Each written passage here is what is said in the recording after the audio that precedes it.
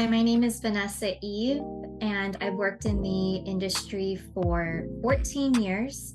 Whenever I interviewed for StreamMate, I was 4 months pregnant at the time. So by the time I had my first child, I was under a year of working with the company. How do you find a harmonious balance between your work life and your family life?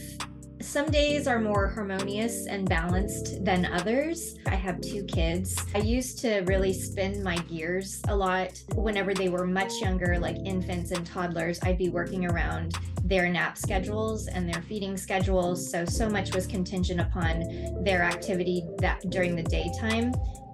So a lot of times I would find myself working late into the evening after they had already gone to sleep.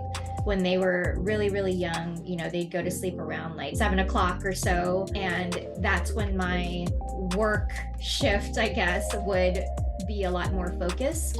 I used to live across the street from this little cafe, and it was there that I learned about quad lattes, and so I would suck those things down like water. It was like survival mode a lot of the time back then, but at the same time I was really, really into the work that I was doing. I think that whenever you become a mom, especially at a younger age, you go through this somewhat of like an identity crisis. I felt like I was departing from like my previous childless self and into this whole other realm of responsibility, and it's really easy to get wrapped up in that, especially whenever you're caring for young children. So I think that's partially why I really poured myself into work as well. So I think there was like the motivation there, and just a general excitement for the industry, but also it's something that gave me a sense of purpose beyond just being a mom and looking after little babies all the time. As they've gotten older, though, it was really about schedules. I was also a single mom. I think that having a schedule was really just what we lived and died by at the time, and also like just keeping everybody active. So whenever I wasn't working, then we were always on the move. I was really into also fitness at the time, and so I would go to the gym and I'd bring them along with me.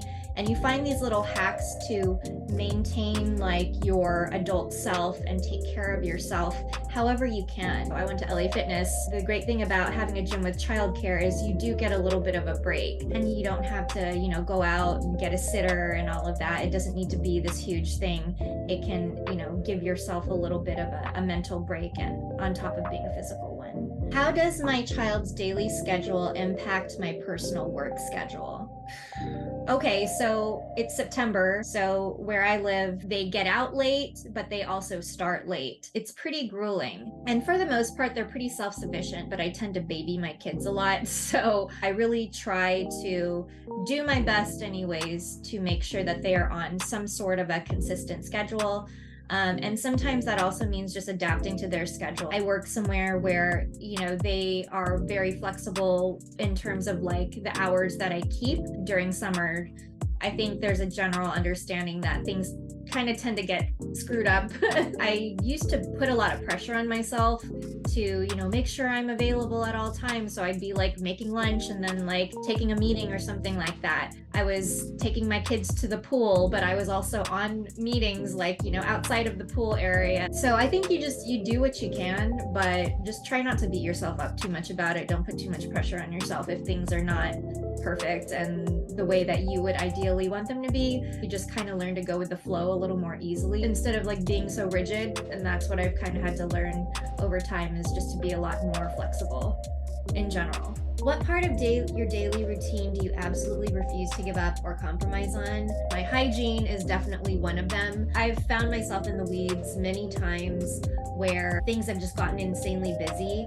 And it was to the degree, especially earlier this year, where I felt like I couldn't even step away for a shower. And my showers are, not 5-minute showers. They're like, I take a long time in the shower.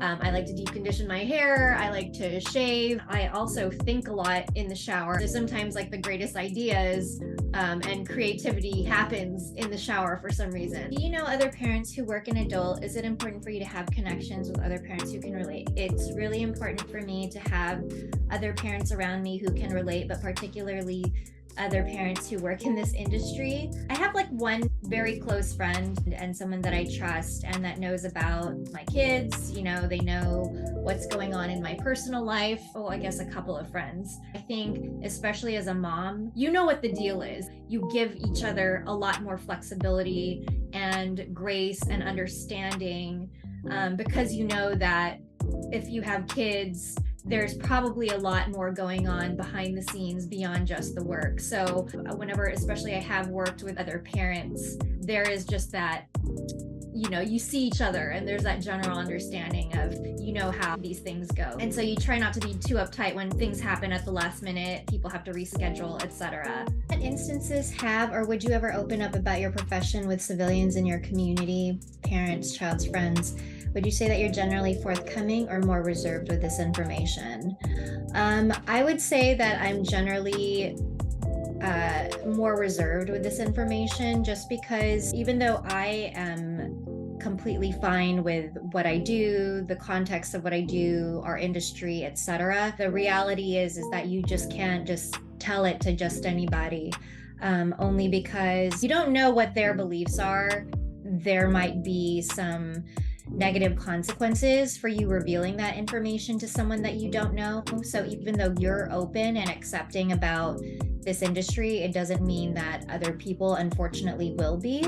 I think it's good to set a good example and enlighten people about our industry. I think that it's good to have real life conversations because more than likely they don't know anyone who has engaged in sex work. As much as I would like to be forthcoming about what I do, you just can't do that with just anybody. But when it comes to people in your community, particularly people who have some sort of ties to your children, that could also mean, revealing it to them could have negative consequences for your children as well. You can't control how other people act.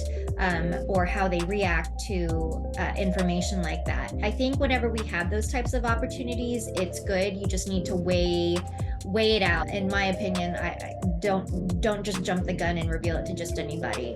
What are your feelings around having a conversation with your child about your chosen industry? What age do you feel it'd be appropriate or ideal to do so? They know that I work in marketing. They know that I work with people who are like on Instagram, so influencers. I told them that, everyone has a talent and I help them to plug in to opportunities regarding what they are talented at. So that's what they know about the context of what I do. And I would like to eventually, have an enlightened conversation about all of this. Kind of holding off on that as long as I can, to be honest. How do you prep for back to school season? Back to school season, I wish I could say I was a lot more organized. I used to be. But then I don't know what happened in recent years because it seems like it's just a fiasco every single year. Everything comes down to the very last minute all the time, and I don't know why. I think, maybe it's procrastination / I just don't really want to do it. It's expensive. It's expensive to do back to school. And so if you're not like doing it incrementally and you just wait till right before school starts, then I feel like it's a lot more expensive that way too. I try to keep things reasonable, but it doesn't always turn out that way. The part of me that ends up caving all the time is I just want them to feel confident and feel good whenever they are going back to school. So maybe a little bit of sacrifice temporarily. It's worth it to see them happy. What's one product that you'd recommend that has made your life easier as a parent? A recent one is Greenlight. So if you have kids that are old enough to use a debit card, Greenlight is actually a really great platform. Different features to it, like they can fulfill, for instance, different tasks in order to receive a payment from you. You can schedule allowances. It's a really easy way to transfer your money to your kids and track also their spending. They do feel older. They can see like whenever they save how much money that they have saved. It's a great product. It's worked very well for my family. What advice do you have for civilian parents about protecting their kids online? Are there any actions that you've implemented within your own household? being responsible with the things that you say. For instance, don't go on there and be like a troll and start harassing people like we see adults doing these days. I tell them how problematic that behavior is. We talk about cancel culture, and you cannot cancel a human being because they exist. That kind of whole bully mentality, I guess. A lot of it has to do with privacy. So just educating your kids about basically the do's and don'ts on social, educating them about like people's intentions might not always be good, and people might not always be who they say they are whenever they're on social media and you're interacting with them. So only accepting friend requests, like they have private, or she has a private account, so only accepting friend requests from people that they either know in real life or like they go to school with or something like that, that's okay. But outside of that, like no randoms, no like online BFFs or anything like that. And really just like don't reveal identifying information. So like your school, what part of town you live in, your name, even your parents' names, your phone number, etc. Like they both were schooled on that from a really early age, just because, but particularly the piece about people's intentions online are not always good.